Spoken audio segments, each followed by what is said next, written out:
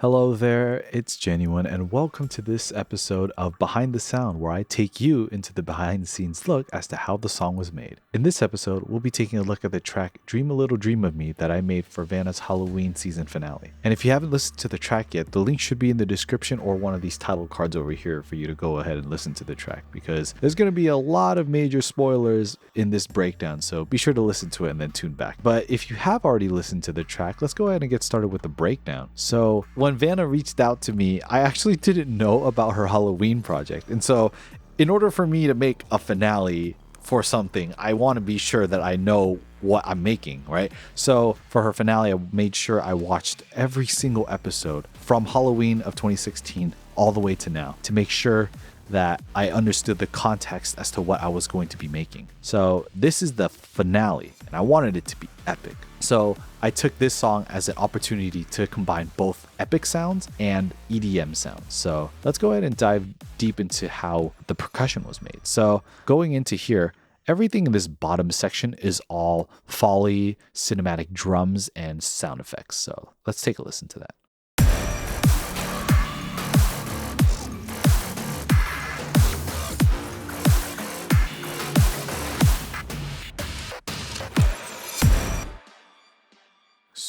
Super fat. I love it. So over here, there's a lot of things that are going on with the bass. So let me go ahead and play the bass alone for you.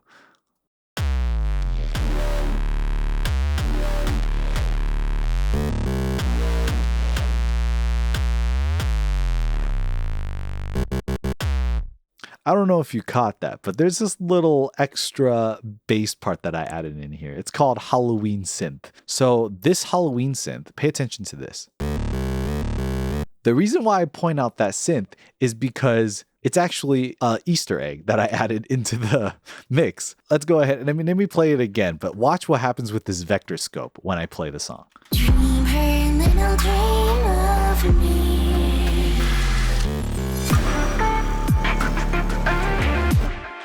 Did you catch that? It's a pumpkin. Fun little Easter egg. I thought it'd be pretty cool to add. But yeah, that's the bass section. And if we combine that with the drums over here, we get something that sounds like this for the drop.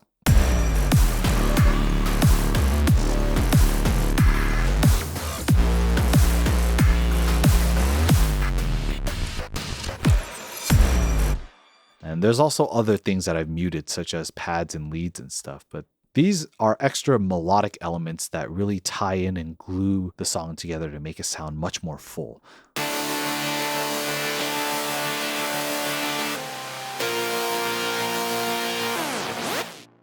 Combining that with the bass, drums, and the special sound effects, you get something that sounds like this.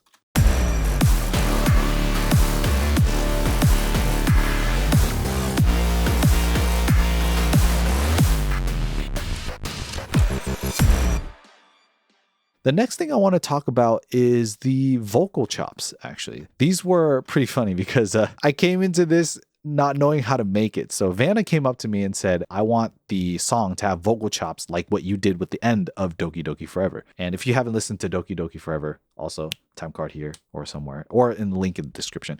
But she wanted the song to have vocal chops like how I did it in Doki Doki Forever.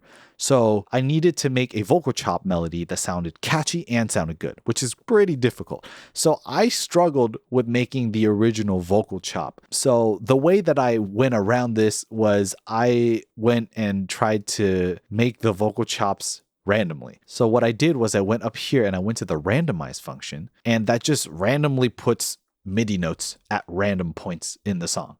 So if I play it, it's going to sound pretty random. But the key here is that I adjusted how many notes there are, which is the population right here, how long some of the notes are, and the variation, which varies the length even more.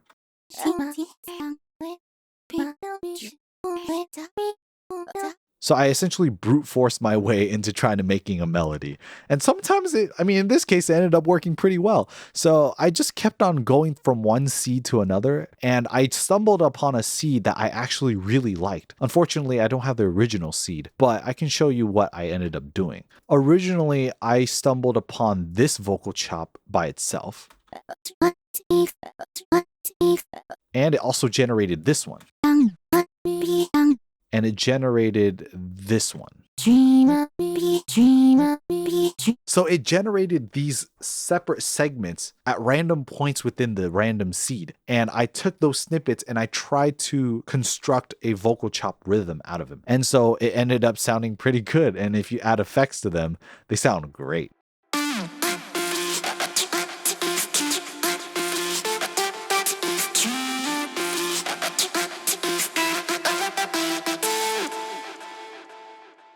Yeah, sounds pretty epic to me. And so thanks to the power of computers and random number generators, we got ourselves a pretty nice vocal chop. If we combine that with everything, and if we just play that for the drop, you get the entire song.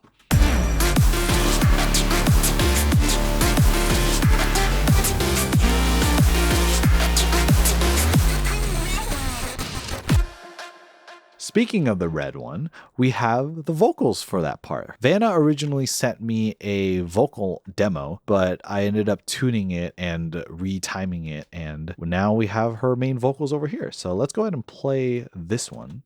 Her kingdom red and hellish, a playful queen with vengeful intentions. I really like the vocals, but Vanna wanted the character to sound more demonic. And so the way we make a character sound demonic is naturally we have to bring down the pitch, right? Or in this case, the timbre. But if we take the pitch of the vocal and we dropped it down an octave to make it sound deeper, then it won't sound as clean. It'll sound kind of funny. Listen to it. Her kingdom red and hellish, a playful queen with vengeful intentions.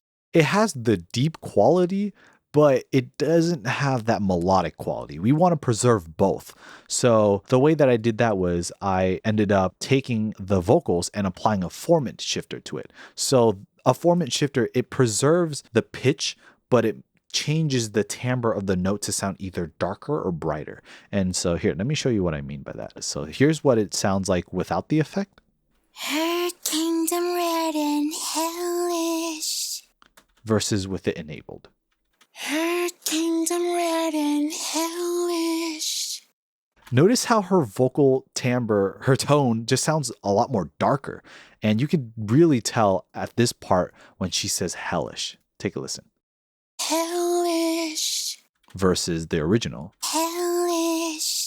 With the format shifting, it takes the vocal and it just makes it sound a lot darker, which is what we want. So once we've adjusted the vocal format to make the vocal sound darker, what we can do next is applying effects to the vocal to make it sound like a demon. So what I did with that was I applied an instance of vocal synth to this main vocal. And what vocal synth is it's a plugin made by Isotope that you can use to add a lot of different characteristics to a voice. And it just takes the voice and adds a ton of different processing things to thicken the voice, and sometimes you can make completely different things out of it. So let me show you what I did here. So this instance of vocal synth is there to add extra texture to the vocal and to really emphasize certain phrases. A playful queen with vengeful intentions. But even with all of these textures and all these effects, the vocals still sound kind of dull. It doesn't sound demonic. So what I did to make it sound more demonic was I took the vocal, duplicated it, and processed it separately. But instead of adding one instance of vocal synth, I added two. So these are working together to generate a demonic voice. So if I played only the demonic voice, this is what that would sound like. A playful queen with vengeful intentions. And if we combine that with the main vocal, ooh, it sounds thick. A playful queen with vengeful intentions. And I wasn't done there. You can definitely add more layers. So I forced the harmony too. I took the original vocal, put it into auto-tune, and just manually tuned the notes to create a harmony. And you get something that sounds like this. A playful queen with vengeful intentions. And combine that, you get this. A playful queen with vengeful intentions. And so overall, that's essentially how I made the vocals sound more demonic. And there are certain instances where I emphasize certain phrases. For example, the vengeful intentions, right, for this part. And some other phrases such as of devil. And if you combine them all together, you get a pretty full sounding mix. That sounds pretty epic.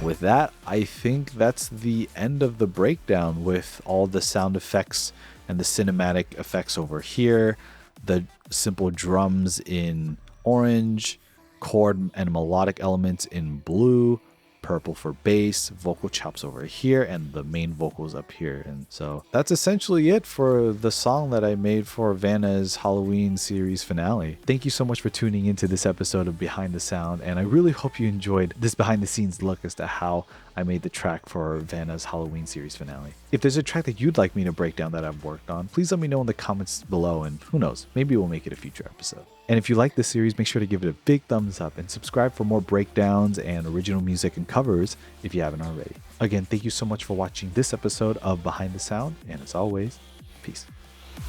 Dream a little dream of me.